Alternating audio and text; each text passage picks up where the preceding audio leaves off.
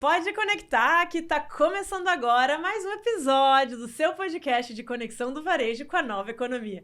Eu sou Letícia Guedra, daqui do Connector Hub, o hub de inovação do Cindy Lojas, e mais uma vez aqui feliz em começar um episódio em que a gente vai poder falar sobre muito conteúdo relevante e sempre aprende alguma coisa. Eu sempre aprendo várias coisas, espero que vocês aí de casa também, e hoje a gente vai ter uma conversa bem importante sobre o nosso ativo mais precioso para tudo que importa nas nossas organizações: as pessoas. Exatamente, a gente está sempre falando sobre o comportamento de consumo, sobre mentalidade de inovação, sobre expressar nossa criatividade. E o que tem por trás de tudo isso, se não são as pessoas? Para falar sobre isso, a gente trouxe aqui uma profissional que tem muitas experiências relacionadas a essa área tão importante que fica dentro das nossas empresas. Eu já vou te apresentar ela, mas primeiro roda a vinheta.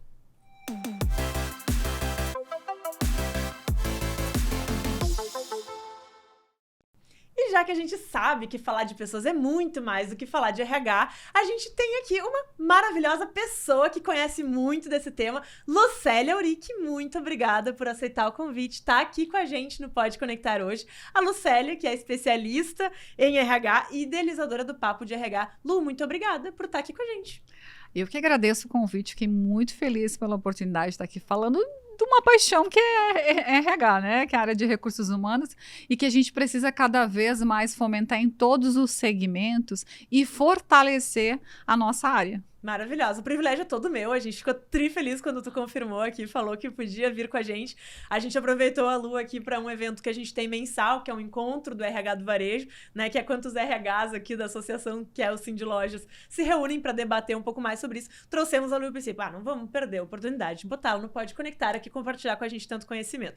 Então eu já tive aqui, né, a oportunidade prévia de acompanhar uma fala tua, Lu, e acho que um bom jeito da gente começar é tu contando um pouquinho de onde surgiu essa história do Papo de RH, né? Conta um pouquinho pra gente, por favor, já te apresentando, porque isso está totalmente ligado à tua história. Que bacana! Bom, o Papo de RH surgiu em 2017. Na verdade, a minha experiência era em outra área. Eu fiz uma transição de carreira para RH. Hoje me tornei uma especialista, uma consultora, e eu criei o Papo de RH para conectar as pessoas e compartilhar a experiência. Mas no passado, eu já tenho uma formação, minha primeira formação é técnico em enfermagem, eu queria ser socorrista da SAMU. Nossa, é gostar de pessoas, né? Gostar de pessoas. Exato, é o meu jeito, né? Comunicativa e gostar de pessoas. Só que uma coisa é trabalhar com pessoas enfermas, outras é trabalhar com pessoas saudáveis. Então, tive a experiência de trabalhar em hospitais, de cuidar de pessoas com uma questão de saúde, mas entendi que não era aquilo que eu queria. E aí eu fui para a área comercial por ser muito comunicativa. Sendo comunicativa, eu tive uma experiência super bacana e tive a oportunidade de pegar a teoria que eu sou formada em administração e implantar dentro de uma empresa a parte de recrutamento e seleção, de treinamento e desenvolvimento. Só que uma vez comercial, sempre comercial. Quando realmente eu decidi fazer a transição de carreira para a área de recursos humanos, eu tive muita dificuldade. Eu tive uma oportunidade super bacana, acabei entrando numa empresa como assistente de atendimento e depois, dentro da empresa, eu vi uma oportunidade, e é importante dizer que às vezes as pessoas querem trocar de empresa porque acreditam que não tem oportunidade, e às vezes tem, a gente também tem que olhar para o nosso dia a dia. Eu fiz essa transição de carreira, passei quase 3 anos viajando a nível Brasil e saí dessa empresa como uma especialista de RH, sabendo de todos os subsistemas. Em 2014, ano de Copa, as pessoas diziam, tu é louca, vai sair dessa empresa que faz um tempo que tu estás. Eu disse, não, eu quero entender o que é empreender. Entender o que é empreendedorismo, esse glamour dessa palavra, né? E foi muito bacana, eu criei minha consultoria, naquele ano foi um ano de experiência, e eu tive, assim, o que eu pude perceber é que os boletos vão vencer sempre, e quando você está num CNPJ de uma empresa, você tem muitas responsabilidades, mas o café, a água, a estrutura não é paga por você, e sim pela empresa, e tem todo um investimento. E quando você tem a sua empresa, quando você tem o seu CNPJ, a água, o café, o estacionamento é por sua conta. E você, tendo ou não cliente, você precisa pagar. Então, são os desafios de empreender e foi muito bacana isso. Acabei voltando para a CLT, porque a gente fica com aquele ponto, né, de interrogação, e talvez eu não tenha me preparado financeiramente até administrativo, né?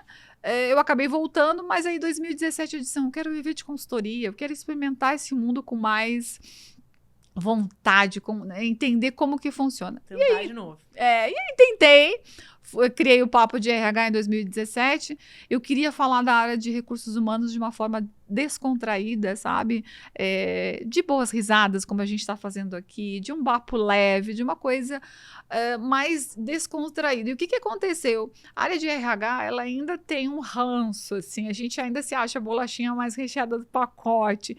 E naquela época mais ainda. Então, quando eu trouxe o Papo de RH, criei o Papo de RH, o propósito é conectar pessoas e compartilhar a experiência.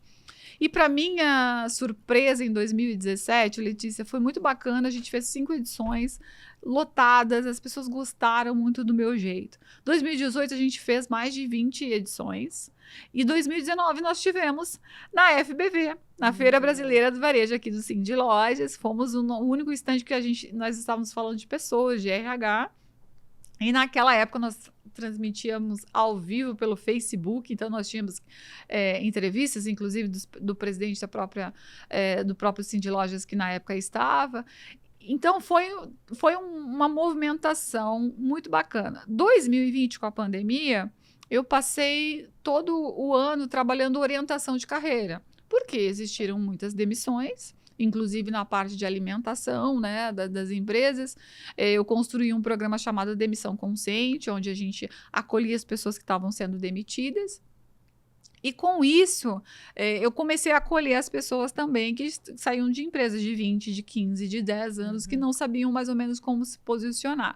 Então, a história do Papo de RH, ela vem muito no sentido de conectar, de compartilhar as experiências, de fazer com que as pessoas se conectem, de trocar, de ser uma rede de apoio, mas também ser uma comunidade RH onde a gente também compartilha conhecimento, ações, sugestões e trocas, principalmente do que a gente pode fazer no nosso dia a dia. Legal, eu acho que tem muitas partes potentes dessa história, né? Então, obrigada por compartilhar e conseguir condensar ela rapidamente. Sei que eu não te pedi um desafio fácil, Sim. né, Lu? Mas, assim, acho que é legal essa dinâmica de tu ter um espaço para que os RHs possam também compartilhar, porque a provocação que tu trouxe, né, antes aqui nesse grupo também, que era um grupo de RH, era muito isso, quem é que cuida de quem está cuidando dos outros, né? Então, o RH como aquele espaço, ou aquela pessoa, ou aquele setor nas empresas que é geralmente associado ao espaço de escuta, né, que é o espaço de acolhimento, Sim. que é o espaço de entender os outros, mas quem é que tá olhando para esse profissional, quem é que tá também desenvolvendo ele,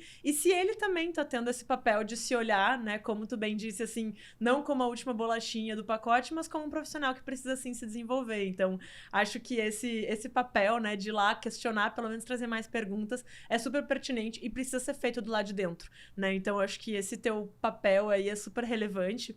E daí até queria já começar, assim, com um ponto que tu trouxe, sobre, né, o próprio termo RH, né? A gente sabe, assim, que hoje a gente estava falando justamente sobre essa mudança, né, do RH sair de um setor muito operacional, né, até essa questão de linha do tempo, né, de vir lá, por exemplo, vamos pensar a Revolução Industrial ainda, né, quando finalmente começou a se ter um setor de RH anos e anos depois. Bom, finalmente as pessoas estão tendo mais direitos trabalhistas, enfim, era um setor de administrar burocracia, né? Ponto, salário, benefício, né? E até hoje a gente precisa ter essas demandas nas empresas. Mas ele foi se reinventando, né? As empresas também começaram a ter colaboradores com perfis cada vez mais diferentes, né? As gerações mudam, os formatos de consumo, o formato de trabalho muda. Sim. E a gente começa a ter que oferecer coisas diferentes dentro da cultura interna, né? E hoje também, bem mencionou, a gente tem muito essa visão, assim, de até o próprio nome do departamento, né? Então, RH, alguns já não gostam, parece que tá chamando a pessoa de coisa, de recurso. Então, tu tem gente gestão, gente cultura, people, and culture, and universe, and várias outras coisas. Mas, no fim das contas, o que é o verdadeiro papel importante que o RH tem e deve ter nas empresas, ao teu olhar? Eu acho que a gente tem papéis, né, dentro da empresa, assim como a gente tem papéis fora da empresa. Mas como RH, muito guardião da cultura, muito trabalhar a cultura e clima, porque a gente também precisa olhar para o ambiente, não que seja exclusivamente o clima responsabilidade do RH, mas ele tem um papel de guardião sobre isso.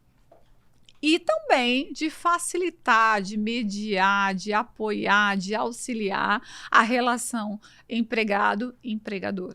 Então, quando a gente olha para o RH, ele tem sim esse papel importante, apesar de ainda algumas empresas não entenderem, ou até mesmo como profissional de RH, você entendeu o seu papel. A minha provocação sempre tem uma reflexão para o profissional de RH, porque tem um choro do RH de não ser valorizado. Mas o quanto eu, como profissional, também estou me posicionando, né, sobre algumas situações, o quanto eu estou entendendo da cultura, o quanto eu estou trazendo indicadores, dados e fatos para que eu possa decidir junto e apresentar para a diretoria, para as lideranças, né? E o quanto a gente também está fazendo alianças, está conectando, que é o que eu trouxe, que a gente estava discutindo anteriormente, o quanto eu estou levantando a minha cadeira, entendendo como a outra área funciona, conversando com as pessoas, fazendo coisas com as pessoas e não para as pessoas. Abrindo mais a questão de roda de conversa, conectando mais com os colaboradores internos, com o meu cliente interno, porque o RH é o que lida com o cliente interno. Então, a gente tem grandes desafios, mas a gente tem grandes responsabilidades. Então, também, como profissional de RH, eu preciso trabalhar o meu autoconhecimento, autoajuda. A gente tem uma dificuldade de pedir ajuda, de fazer alianças dentro das organizações. Às vezes, o RH é mais fechado, né? Ou vai 880, ou ele é muito querido, passivo, ele aceita tudo, ou ele é extremamente fechado, sem conexões com as áreas. Então, a gente tem um papel. E o profissional de RH, ele também é um profissional como o profissional financeiro, como o profissional administrativo, como o profissional operacional. Ele precisa de se desenvolver. Ele tem os seus julgamentos, ele tem os seus preconceitos. Ele também é um RH, ele é um ser humano, ele também é um profissional e ele é um ser humano que ele está em constante transformação e desenvolvimento. O que acontece muitas vezes é que o RH acaba negando isso, porque ele precisa saber, ele acredita que ele precisa ter todas as respostas e que ele não precisa pedir ajuda. Ao contrário, ele não tem todas as respostas, ele precisa construir com as pessoas as respostas e os programas, e ele também precisa construir essa questão de pedir ajuda, porque eu não sei tudo de RH. E eu não sei tudo daquela organização. Por mais que eu esteja 5, 10, 15 anos, eu não vou saber tudo. Vai ter sempre alguém que vai entrar e que vai trazer novas ideias, novos olhares. Então, quanto a gente também está receptivo para isso? Então, a gente tem esses desafios de ser a guardiã da cultura, de medir o clima, não ser responsável pelo clima, mas medir o clima e mediar a relação empregado e empregador. E aí a gente entra nessa mediação de todos os subsistemas, seja as relações trabalhistas, seja a relação financeira, seja o desenvolvimento, seja as lideranças. Então, esse é o grande desafio aí do RH. Boa, eu gosto muito dessa palavra que tu usa de mediação, né? Porque a gente tem visto, principalmente com todas essas análises, assim, sobre mudanças de comportamento, a gente vê isso em todos os setores, né? A sala de aula, o professor também assume um papel de mediação cada vez mais do que, né, de só dar o conteúdo, né? Ou a própria liderança, a gente fala muito sobre isso, né? Que o papel do líder cada vez mais é de poder mediar as diferentes oportunidades, as qualidades e dificuldades da sua equipe. E eu acho que uma palavra que me vem muito quando tu fala na cultura, assim, né, o RH como guardião da cultura, eu acho que é perfeito. Sempre esse parênteses precisa ser feito, né? Não é o único responsável pelo clima, mas é o guardião, né? O guardião da estratégia para o clima. E eu acho que aqui, quando a gente fala de cultura, é muito importante ter essa visão de que a cultura também é uma estratégia e que precisa ser gerenciada, né? Tem aquela frase super famosa que a cultura come estratégia no café da manhã, né? Porque não adianta tu ter uma bela estratégia, tu ter ótimos indicadores para resultados, se tu não vai conseguir ter uma cultura que estimule o alcance desses resultados, né? Então, o que me vem muito, assim, eu acho que essas provocações que tu traz sobre o papel do RH me traz muito, acho que, exatamente isso, assim, a organização identificar o papel estratégico desse profissional, né, desse setor, E este profissional também entender que é um profissional orientado ao resultado da instituição, né? Porque muitas vezes o que a gente vê é o entendimento do que o RH... não, o RH é a mãe, né? O RH é mãe, acolhe, defende a gente, tem que lutar por benefício. Tá, mas peraí, como é que isso ajuda a empresa a ter mais resultado? Porque no fim das contas, sim, as empresas estão atrás de resultado, né? Como tu bem disse, até uma ONG precisa estar atrás de resultados porque é movido por algum tipo de objetivo, né? E como é que o profissional ou como é que a empresa, daí acho que fica a teu critério definir por qual ângulo responder, como pode entender o valor mais estratégico disso, ao invés da gente colocar o papel deste profissional num espaço de pouca influência, né? Porque é aquela coisa, quando a gente tá falando que o RH daqui a pouco é aquela pessoa que só ouve, que só acolhe, que é muito querida, é muito mãe, essa pessoa não vai ser chamada para as decisões estratégicas do negócio. Como é que a gente faz para que este profissional esteja nas mesas importantes de decisão? Primeiro, eu diria que esse profissional sabe a cultura da empresa, e é importante trazer que existe uma cultura macro e existe microculturas. Por quê? Porque a Letícia lidera diferente da Lucélia. Nós somos completamente diferentes e nós, por muito tempo, passaram a imagem de que nós éramos iguais. E nós somos completamente diferentes, e acho que por isso que a diversidade está cada vez mais fortalecida, principalmente no Brasil. Somos totalmente diferentes, talvez tenhamos as mesmas necessidades, mas não em mesma quantidade, não em mesmo tempo, mas nós somos diferentes. E quando a gente fala de RH, a gente está falando de um papel estratégico, mas como que eu posso ser estratégico? Primeiro, eu preciso entender da cultura. O que o meu diretor pensa, o que o meu CEO pensa, o que as lideranças pensam. E isso é num bate-papo, isso é num conversar, no se apresentar, é uma conexão, porque eu acredito muito que o RH, ele precisa fazer conexões, ele precisa construir relacionamentos e para que ele possa se fortalecer, e ele precisa estar mais próximo das equipes. Porque não é o RH que lidera a equipe de vendas, não é o RH que lidera a equipe operacional. Então, mas para isso o RH precisa saber como funciona essa área para que ele possa contribuir. Isso, então, é entender da cultura e entender das atividades.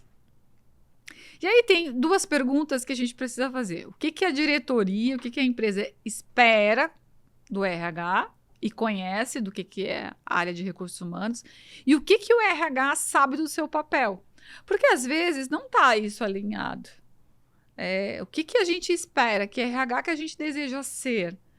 E isso tem que estar conectado. Quando eu ouço de uma diretoria, ou quando eu ouço de um RH, eu só faço o que a diretoria pede, eu já fico preocupada, porque nem sempre o que a diretoria pede é o que é necessário para o nosso dia a dia.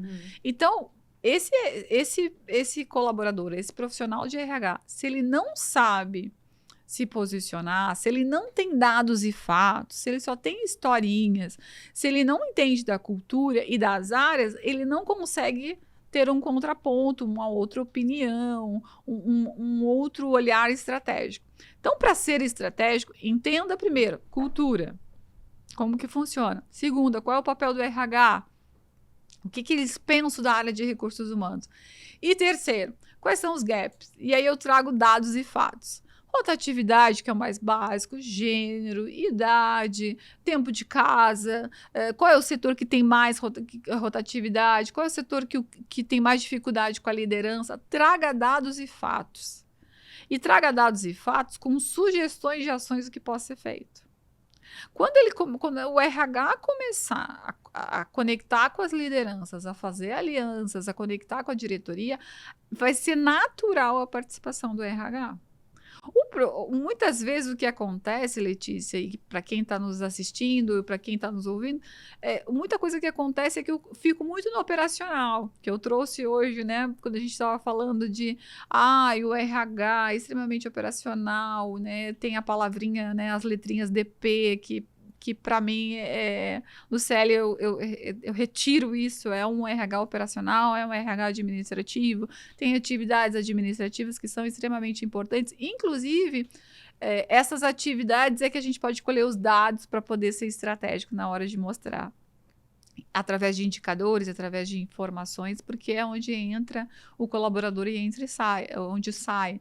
Muitas vezes eu gasto mais em rescisão de demissão, né, em contratação e de demissão, do que em desenvolvimento, treinamento. O Brasil, ele é um país que ele investe muito pouco em treinamento e ele gasta muito em rescisões, em demissões, né? Se ele fizesse ao contrário, talvez ele poderia ter um pouco mais de evolução. Porque a gente acredita, e aí também vem um viés, que não precisa treinar, né? Que a gente já sabe, que a gente já tem informação na palma da mão. Só que a gente tem a informação, a gente não tem a prática. A gente não sabe fazer o como. E mesmo que a gente saiba fazer o como, a gente precisa experimentar. Porque cada empresa, cada pessoa, cada área, cada setor tem uma forma de reagir. Então, tem esses desafios. Mas eu diria muito isso, assim. O RH, para ser estratégico, ele precisa sair do papel de vítima para ser o papel de protagonista. Ele precisa dizer os nãos em alguns momentos, mas mostrar a solução. Olha, eu acredito que esse não seja o caminho, mas a gente pode ir por esse caminho, por esse caminho, por esse caminho. Então, tem que trazer, né? Assim, as experiências que eu tive, a maioria foram em empresas familiares. Até porque a gente está falando do Brasil, 85% das empresas no Brasil são familiares e somente 15% a 20% aí estão se profissionalizando. Então, a gente entende que tem um processo dentro dessas empresas. Além disso, tem um dono com uma cultura que eu tiro o chapéu, que eu bato palmas, que dentro do nosso país, que a carga tributária é imensa, conseguiu crescer, conseguiu se manter, conseguiu se desenvolver, diferente, eu não estou entrando em detalhes, diferente da sua forma, no seu posicionamento. E a gente sabe que 2020 foi um ano que fechou muitas empresas. Uhum. E que a gente vem aí reconstruindo, e se a gente for falar de Porto Alegre, do Rio Grande do Sul, mais ainda com a questão da enchente do ano passado, né? Então, a gente tem grandes desafios que desde 2020 a gente já tem alguns gaps, algumas dificuldades para essa transformação. E, além disso, quando a gente fala em décadas e a gente fala em gerações, a geração passada dos meus pais, eles tinham muita dificuldade ao acesso, né? Eles viviam uma época de segurança, que você precisava casar, que você precisava comprar casa própria, não que hoje não precisa, mas se você tinha outras necessidades que eram extremamente surreais de ser atingidas. E quando se entrava numa empresa, se fazia uma carreira. O objetivo era estabilidade. Era instabilidade e tinha mais uma questão, não podia sujar a carteira, não tinha tantas possibilidades de carreira, o acesso à educação era muito precário, então era uma outra época. Quando a gente chega em 2025, a gente tem muitos acessos. A gente tem muitos acessos e isso também faz com que a gente questione. Seja a nossa carreira, seja o ambiente. E o Brasil, ele é um país com a cultura de comando e controle, com autoritarismo. Tem um livro chamado A Cabeça dos Brasileiros, e ele fala nesse livro com quem... A primeira pergunta é quando tem alguém de poder aquisitivo maior ou alguma coisa dessa forma, acaba que com quem tu está falando? Sabe quem é que tu está falando? Sabe quem é que tu está falando? Então tem um autoritarismo, tem uma forma de comando e controle.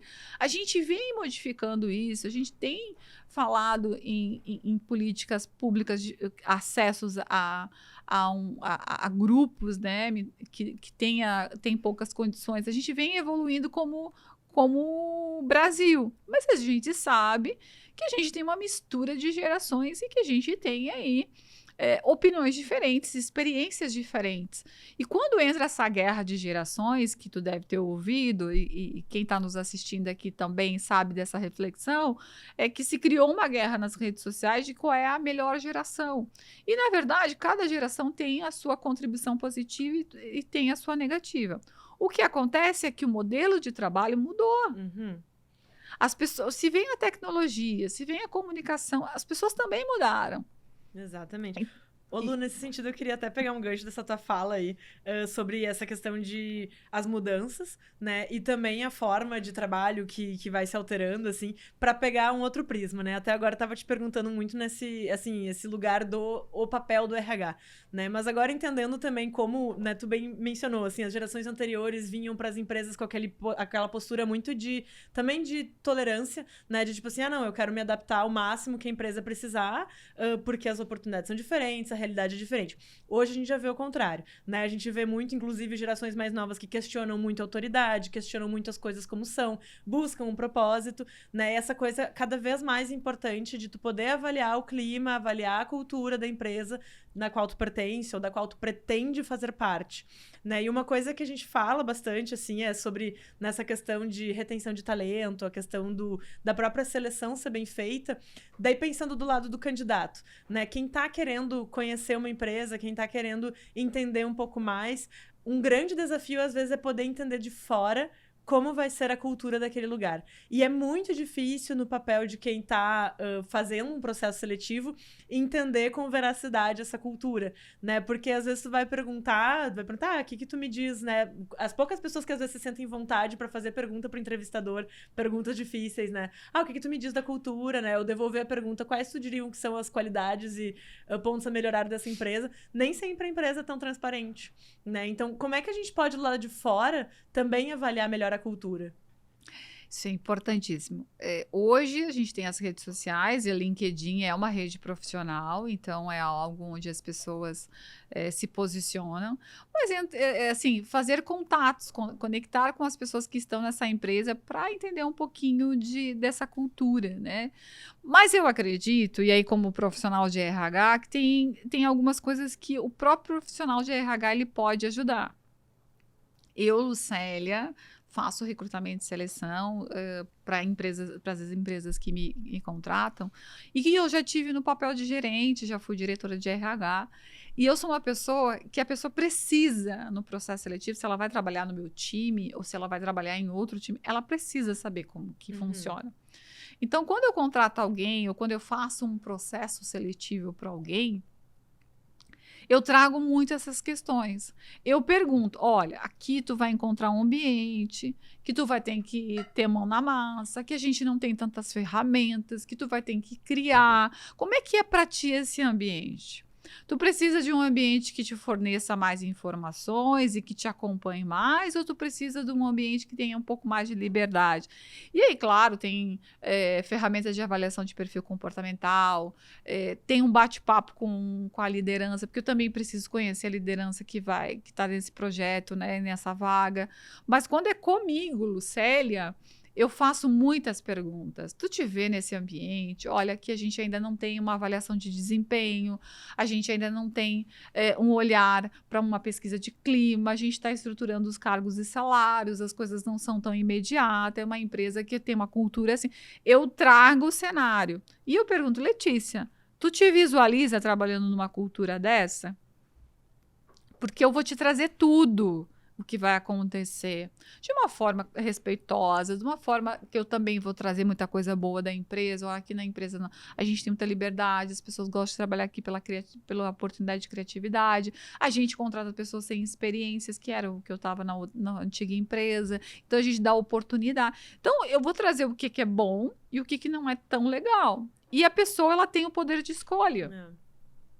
E aí traz o que eu trouxe para vocês, né, o que eu trouxe no nosso encontro, da jornada do colaborador.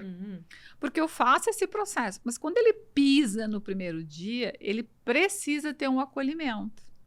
Ele precisa ter uma linha. E quando a gente fala da geração, principalmente a geração Z é uma geração que, inclusive, tem um olhar de que a geração Z não tem compromisso, que não tem responsabilidade. Ao contrário, tem muitas pessoas da geração Z que têm compromisso, que têm responsabilidade, mas elas precisam de orientação.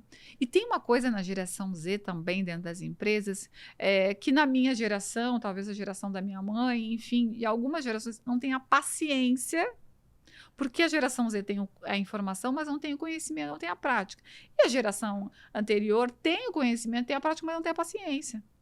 Então, a gente precisa conectar esses dois, porque a maior ansiedade da geração Z é se errar, é ser cobrado, é ser punido, né? Então, a gente precisa dizer para eles que a gente está junto com eles, vamos fazer juntos, se der certo, ok, se não der errado, a gente modifica. Então, tem essas questões muito, muito fortes. Mas eu acredito muito, quando a gente fala dessas gerações e em questão também de conexão com o negócio e com o manter. A gente já não fala mais nem reter, a gente fala manter. 1 ano, né? 2 anos no máximo, assim, as pessoas estão ficando dentro da empresa. Então, a experiência que está baseada com a jornada do colaborador faz muito sentido. Então, eu diria para a área de RH e para as empresas cuidarem, olharem para a jornada do colaborador. O que é a jornada? A jornada são experiências. E o que são as experiências? São emoções. É como eu fui acolhida para Letícia quando eu cheguei aqui. É como eu fui acolhida para participar desse podcast. Então, tudo isso faz com que eu tenha uma experiência, uma jornada dentro da empresa. E se essa experiência for positiva, legal, eu posso até não me manter por muito tempo, mas eu vou ter eu vou conseguir multiplicar que esse ambiente é bacana. Mas, por outro lado, se eu não tiver uma experiência, uma emoção positiva, eu posso acabar me frustrando e saindo da empresa em 1 semana, em 15 dias e trocando a empresa por R$50. Sim, o que acaba sendo muito mais custoso, né? Um desgaste de energia muito grande e também é o pior dos problemas, né? Tu fazer uma seleção errada é uma coisa muito ruim, assim como também a pessoa que tá num processo seletivo acabar sentindo que fez uma escolha errada, né? É muito custoso para todo mundo, né? Por isso acho que se faz tanto essa analogia, brincadeira, assim, de o processo do recrutamento, ele é um processo de namoro, né? Tem que ter o encantamento, mas tem que ter a sinceridade, né? A pior coisa que eu acho que tu pode oferecer para um colaborador é a sensação de que alguém tava dentro da piscina e disse, pula que tá quentinha, e daí a pessoa pula e tá um gelo e tá horrível, né? Eu acho que é a pior coisa que pode acontecer em termos de entrada numa empresa. Assim, exatamente. Né? E no processo seletivo, é importante, porque quando tu faz uma pergunta, o que tu espera? Qual é a tua expectativa? O que tu espera no teu primeiro dia quando tu chegar aqui na nossa empresa? Tu já sabe. Porque quando a pessoa começa a falar, já sabe, será que eu tenho isso para oferecer? Sim, será que faz sentido? O que essa pessoa está me pedindo, será que ela não vai se frustrar com o ambiente? Pergunta como que foi os ambientes anteriores de outras empresas, entende qual é a motivação da saída dela, para ver se faz sentido ela estar conectada com a tua empresa. E se ela tiver algumas questões que te colocarem em dúvida, faz um teste, convida para tomar um café. Mostra a empresa, vê como é que ela vai se sentir nesse processo todo. Então, a atração e seleção, ela tem uma grande responsabilidade, assim como você integrar, fazer uma integração institucional, você treinar e você acolher como liderança, porque é importante dizer que o RH não lidera as outras áreas. O RH é um mediador na relação entre empregado e empregador. Ele dá apoio, ele dá suporte para as lideranças e para as outras áreas. Quem faz a gestão da área financeira é o diretor financeiro, é o gerente financeiro, é o supervisor financeiro. Então, eu também preciso, e eu falo que liderança é de janeiro a janeiro treinar. Não é uma palestra a cada semestre, não é um encontro a cada semestre, alguma coisa e querer milagre das pessoas. Principalmente que a maioria das empresas acabam por escassez ou por não ter um programa de talentos e desenvolvimento de liderança, acaba promovendo aquele analista, aquele especialista que é muito mais técnico do que gestão de pessoas. Então, se ele é um técnico e está sendo promovido para a área de gestão, ele precisa ser desenvolvido. Então, de janeiro a janeiro, os programas de desenvolvimento de liderança. Ô, Lu, e daí uma pergunta, assim, daí uma perspectiva que a gente ouve muito no varejo, mas também não é uma coisa exclusiva desse segmento, né? É a dificuldade de contratação, né? Isso parece ser uma máxima de todos os mercados, né? Tu ter pessoas qualificadas para as posições, e daí a sensação que eu vejo, assim, muitas vezes quando a gente fala sobre essa parte do recrutamento com algumas lideranças, as pessoas vão dizendo, tá, sim, mas se eu chegar a ter 10 candidatos que estão realmente interessados, eu já fico feliz, porque geralmente, né, alguns nem vêm, outros não me respondem. Então, assim, a gente tem quase um desânimo generalizado, assim, né? Quando vai falar em seleção, a pessoa já fica, mas aí, agora como é que que vai ser, né? E a gente sabe que o problema é grande, né? É um problema social, é um problema mercadológico, econômico, de muitas variáveis, assim.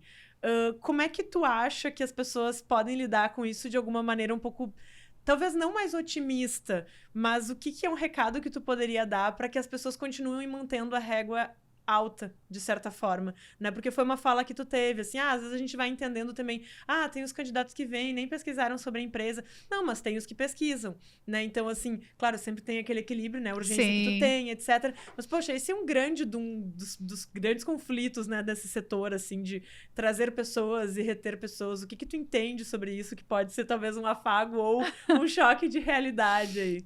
No varejo, a gente tem um grande desafio, porque tem os trabalhos de finais de semana, por mais que a gente olhe a escala, enfim, a gente está nesse turbilhão de questões.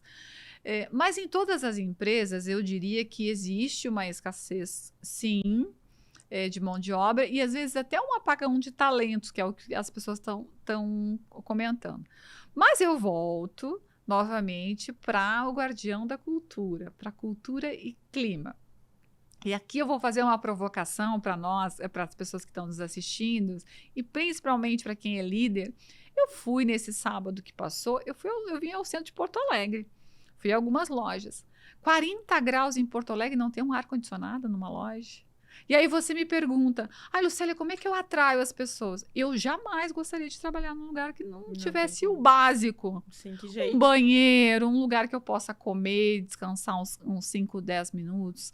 Um lugar onde tem um ar-condicionado. É impossível, 40 graus, 50 graus em Porto Alegre, e tu tá trabalhando num ambiente em pé. Nem o cliente quer entrar, que dirá uma pessoa ficar trabalhando lá dentro. Né? Em pé, assim... durante um sábado, que era um sábado do Dia das Mulheres, que era uma data comemorativa, onde tem um fluxo no varejo muito bom, e assim, coisas básicas. Então, quando eu quero exigir do meu novo profissional, ou eu quero contratar uma pessoa extremamente especialista, top dos top, mas o que eu ofereço para ele? Então, aqui eu deixo uma reflexão, uma provocação. Se eu não cuido da minha cultura, se eu não cuido do meu ambiente, como que eu vou atrair as pessoas? Se já está desafiador atrair, imagina com um clima, com um ambiente, com uma cultura de rispidez, de gritaria, de falta de educação. Eu não estou dizendo que em determinados, e a gente fala muito de líder e chefe, né? Eu não estou dizendo que em determinado momento eu não tenha que ser chefe, Letícia. Eu vou ter que dizer, legal, pessoal, ótimas as sugestões, mas a gente vai por esse caminho. Se não der certo, a gente muda o caminho. Mas em determinados momentos eu vou ter que me posicionar para dar a linha do caminho. Claro. Em outros momentos eu vou ser mais líder, eu vou ser mais acolhedor. Eu tenho que ter um meio termo nesse sentido. Mas quando eu olho para a minha liderança que não está preparada e para um ambiente hostil e para um ambiente, uma cultura que não cuida do seu colaborador, que não cuida dos seus clientes, não cuida nem dos seus colaboradores e ainda não tem ferramentas básicas, aí eu te pergunto, como que eu vou atrair, eu vou manter, eu vou fazer com que essas pessoas vão se engajar. Elas vão se engajar, elas vão se manter até elas conseguirem uma outra oportunidade, até elas puderem trabalhar de casa, até elas poderem... É uma questão de tempo. É uma questão de tempo. Então, vamos, antes de julgar o outro, vamos fazer o papel de casa, vamos lá fazer o nosso checklist de qual é a minha cultura, o que eu tenho para oferecer, qual é o meu ambiente, como é que eu trabalho isso, as novas gerações, a questão de posicionamento, o que eu tenho que possa conectar com a Letícia e encantar a Letícia para a Letícia vir aqui. Ou você acha que as pessoas que vão comprar na sua loja também não são seus clientes externos, claro, e que podem vir seu cliente interno? Claro, eles percebem isso também, né? E daí, Lu, acho que eu vou nos direcionando um pouquinho pro final, assim, Sim. Mas eu tenho uma pergunta que eu sempre gosto de fazer, assim, aproveitando, né, todo esse arsenal aí de conhecimento, mas também muito saber da tua opinião, né? Assim, pensando muito nesse tema de o RH operacional para uma transição de estratégia, né? Então, assim, tanto do profissional quanto da empresa, o setor, né? Tudo que diz respeito a essa atividade, né, tá, essa migração estratégica. O que te incomoda em ver, assim, que as pessoas têm mais dificuldade em fazer para, de fato, ter essa atuação estratégica dentro dessa área? Eu acho que não é só o incomodar, eu acho que é uma constatação. Nós passamos décadas falando de processos, de reengenharia, de metodologia, de ISO, e a gente sabe que precisa tudo disso. Eu não estou dizendo que é errado, mas a gente esqueceu das pessoas. A gente ainda está engatinhando sobre a questão de quem são as pessoas. O que me incomoda muitas vezes é que o profissional de RH, ele não faz o seu processo de autoconhecimento. Uhum. Ele terceiriza algumas coisas que é dele. Porque quando eu quero que alguém me reconheça, primeiro eu preciso me reconhecer. Quando eu quero que alguém entenda do meu processo ou entenda da minha área, eu preciso falar da minha área, eu preciso ter organização, eu preciso ter dados e fatos.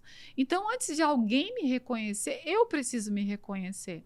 E como eu trouxe, o profissional de RH é um profissional, é um ser humano que também está num processo de desenvolvimento. Então, me incomoda muitas vezes eu ser vítima, eu estar com um olhar de vitimismo, e eu sou uma pessoa extremamente otimista.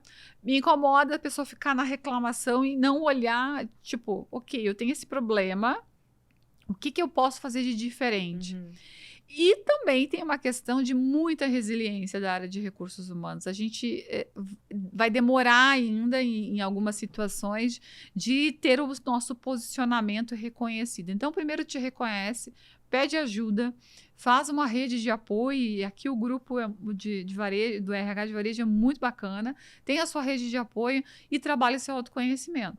Quando você faz isso, 50% do caminho está resolvido, porque você se ofende menos, você se vitimiza mesmo, você se valoriza mais e entende que o outro não está falando da Lucélia, está falando da atividade da Lucélia e o que ele pensa. E tenta fazer rodas de conversa explicando o papel de RH, trazendo dados de RH, trazendo o que aquilo afeta na cultura. Se eu sair do papel de vítima e ir para o papel de protagonista, porque quando a gente fala de protagonista é ser um lutador, é ser um vencedor, é ir atrás, é levantar da cadeira e fazer acontecer. Seja naquela organização, e se aquela organização não te deu a oportunidade, se você tentou, se você executou as estratégias e não deu certo, bacana, pode procurar a oportunidade em outra empresa. Mas muitas vezes, e eu falo isso porque eu tive muitas oportunidades internas, eu me tornei a profissional de RH que eu sou, pelas conexões, pelas alianças com as lideranças, por querer entender, por sair do meu papel de RH e ir lá sentar no financeiro, ir lá entender a parte da contabilidade e vestir uma roupa. Numa empresa, eu era gerente de RH, eu fui lá na padaria, eu vesti a roupa do padeiro, eu fui no açougue, eu vestia entender, se colocar lá, trocar o crachá e entender. Quando eu sei disso, eu tenho argumentos e eu tenho sugestões, porque eu não posso ter só argumentos, só ter dados, só trazer o problema e não ter sugestões, e eu tenho sugestões para sanar essas dificuldades. Quando você fica no papel de vítima, que ninguém te valoriza, que pro RH você acaba, e aí não é só para o RH, em todas as nossas profissões e até mesmo na nossa vida, né? Quando a gente fala aí com um olhar de desenvolvimento pessoal, quando a gente fica só no papel de vítima e não abre os olhos para as outras oportunidades, ouvir outras pessoas, conectar com outras pessoas e até mesmo buscar uma terapia, por que não? A gente fica no papel de vítima e não consegue dar os próximos passos. Então, eu diria que o que me incomoda, o que me deixa incomodada, principalmente quando eu trago para o meu time, Lu, mas olha só, tá, e aí? Tá, ok, hoje a pessoa disse não, mas vamos tentar, vamos continuar, vamos desse jeito. Quem sabe a gente não fala com o fulano lá para o fulano que ele está dizendo que permite, que ele precisa, e aí ele nos ajuda a contribuir. Não deu, vamos de novo.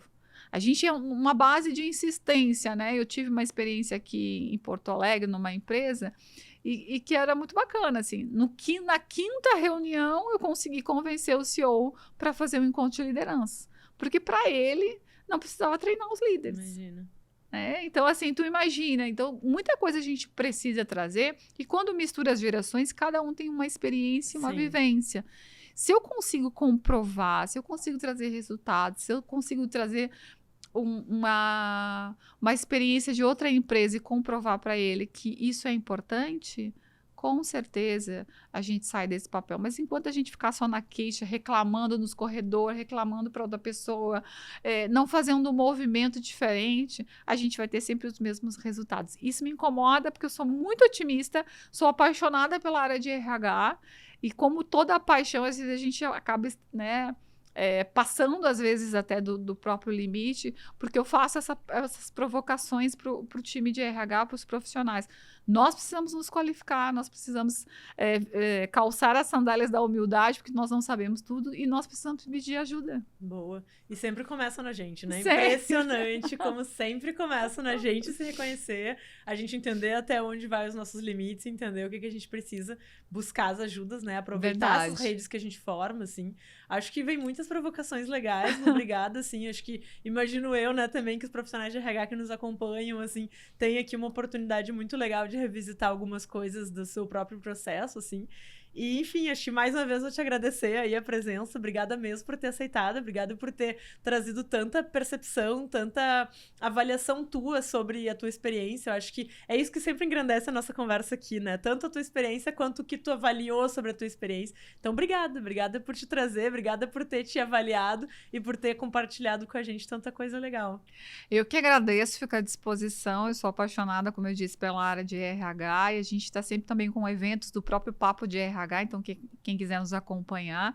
E eu fico à disposição sempre de vocês aqui. Sou muito bem acolhida no Cindy Lojas Porto Alegre. Maravilhosa. Mais uma vez, Lu, obrigada de coração. A gente com certeza vai se ver muitas outras oportunidades. Espero! Com certeza, vocês ainda vão ouvir de Lu por aqui. Eu não posso deixar de fazer aquele convite da FBV, né? Como a Lu bem mencionou, Perfeito. A gente está chegando próximo de novo da Feira Brasileira do Varejo, que acontece entre 21 e 23 de maio aqui em Porto Alegre, na Fiergs. Então, se tu ainda não tem teu ingresso, vem, é só entrar em contato com a gente, que a gente está aí com muitas oportunidades legais para quem quer falar de empreendedorismo, inovação, negócios e o nosso tão querido varejo também. O nosso episódio do Pode Conectar vai ficando por aqui. Toda quarta-feira, mais um episódio para você. Faz aquela coisa legal de curtir, compartilha, o sininho aqui, se inscreve, faz tudo o que precisa fazer para a gente continuar em contato, porque é muito bom e aqui você sempre pode conectar. Até breve!